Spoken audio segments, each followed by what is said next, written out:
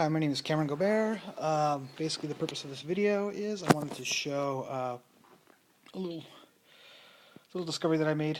Basically, what we have here is a Tascam MS-16 tape machine brain. What it is it just has all the amplifier cards for a tape machine, for a 16-track 1-inch tape machine made by Tascam. What we have here is, I'm going to pull out one of these amplifier cards here, show you what I've recently done to this machine.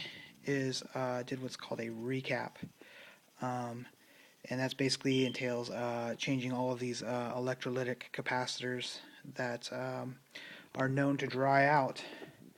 They are basically what they are is plates of metal that are etched, and they have an electrolytic fluid that is a dielectric that is soaked in electrolytic fluid, and they basically act like little tiny fast quick load charging batteries. Is basically what a capacitor does. Very important though in audio circuits and anything electronic. Very, very, very important part of an electronic circuit. But what I wanted to show here today is, upon recapping this machine, I had a lot of guys that were saying, oh, don't worry about recapping, your electrolytics. They'll last forever. You don't have to worry about it. Blah blah blah. Basically, what these little guys, what they do is when they manufacture them, they put them through a machine. They submerge them to get the electrolytic fluid into the dielectric, and then what they do is they put a little rubber cap on the end. They seal them up. This machine here, this particular machine is 30 years old. It's these capacitors that were in there, they did their job for 30 years. But they were definitely due, and I just wanted to show on this video my discovery of why I thought they were due, and why I thought it was really, really good thing to change the capacitors in this machine. So what I want to show here is I have I don't know if we can see it here, but I have on this guy is a 47 microfarad. I don't know if we can see it. I'm trying to see if we can see it, hopefully. 47 microfarad 10 volt capacitor.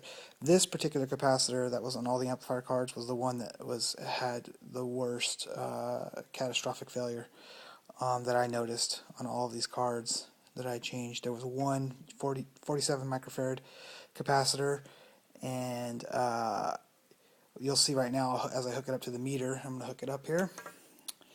We'll hook that guy up, and we'll see that he's only reading 13.1 microfarads on a 47 microfarad capacitor. That is way, way, way beyond the tolerance of what that capacitor is supposed to be at. So right there, that just shows the importance. And all these, particularly these 47 microfarads that came out of this machine, were, for whatever reason in the circuit or whatever, they were being hit the hardest. They were the lowest voltage rating ones in the circuit. Maybe that had something to do with it too. Granted, there are other measurements on capacitors that are important, such as ESR and all that. But this particular, as far as I'm concerned, reading 12.9 microfarads on a 47 microfarad capacitor, no bueno. So the next step, these are all the capacitors that I changed out on the machine. Next step that I wanted to show here was I'm going to go ahead and pull this guy apart. So what we're going to do is I'm going to go ahead and so we can't see. And what we're going to do is I'm going to take him off the machine here. Let's see, we'll take this a little bit forward. Here. Machine off. I'm going to take him off the machine, and I'm going to crack him open. And what I want to show is when I crack this guy open, so open him up really fast here, I want to find out exactly why this guy wasn't doing his job. My hunch is that, like I was explaining before, that the capacitor has dried out internally, and that's why we're seeing the results that we're seeing. Sometimes these guys are a little hard to get into. I want to be able to pull it out so we can see innards without damaging anything. I just want to roll this like a can opener. Okay, so here we go. So this was the 47 microfarad capacitor. And I'm going to pull it out here, and you can see it's very, very, very dark. Now I wouldn't say that the color really indicates too much if you pull a capacitor apart, but I can see if I even unroll this that the dielectric on this is just dried out. It's like almost like a resin instead of like a saturated dielectric. It's just like resinated, almost like yeah, you can see here. If I start unrolling this capacitor, you can see. Can't see too on this camera, but you can see it's definitely. You can see on the dielectric here. It's definitely it's thicker. It has more viscosity, and it's just dried out. No good. This guy was not doing his job anymore. He did his job, and he is done for. So what I want to show next really quick here is I have the same capacitor here. Again, a 47 microfarad. Let's see if we can show it here. Hopefully I can show it. Get it on here. This is a Cornell doubly air 47 microfarad. I don't know if I'm able to show it on here or not, but I'm just gonna have to trust my judgment. Trust my. It's 47 microfarad. Anyways, what I'm gonna do is here. First thing I want to do is put it on the meter here.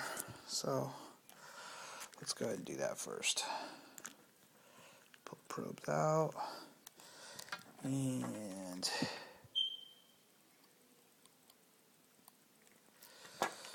voila! We are reading 49.3, which is great. That's,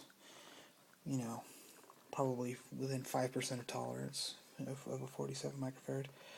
So that's pretty good. That's what we want. That's what we want to see when we measure a capacitor. That's 47 microfarads. So what I'm going to do is I'm going to put the phone back down here. And I want to crack this guy open and let's see what it looks like. Oh, come on. Come on. I'm going to crack this guy open and see what it looks like with fresh dielectric. Get this off here. And, come on. So, here we go. This is the capacitor I was just measuring that was looking really good. Cut him open here.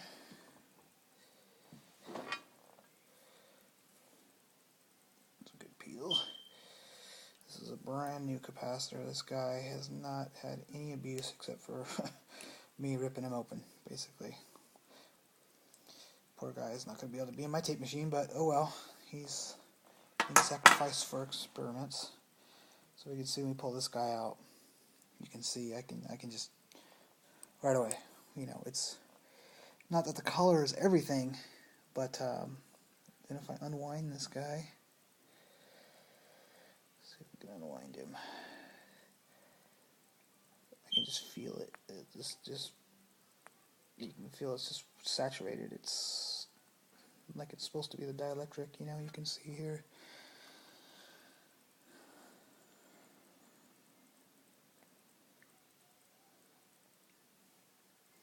Again, this dielectric is very, very, it's looking nice and saturated. It's not all resonated and dried out. You can see it's very, there's a dry one and there's a saturated one.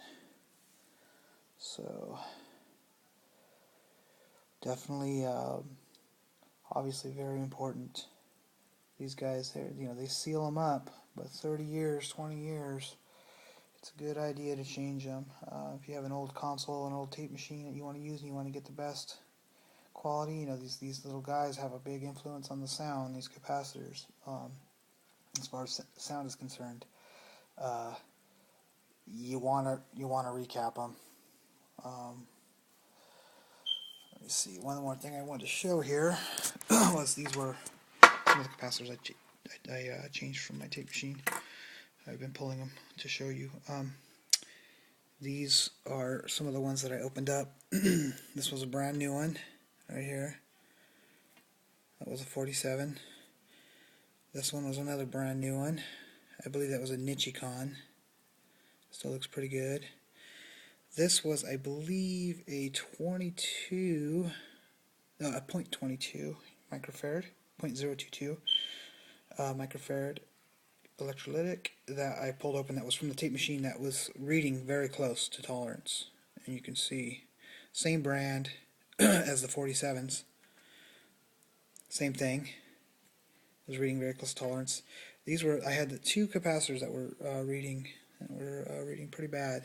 I had a 22 microfarads that were reading pretty bad, and you can see they're all dried out there. And the 47s.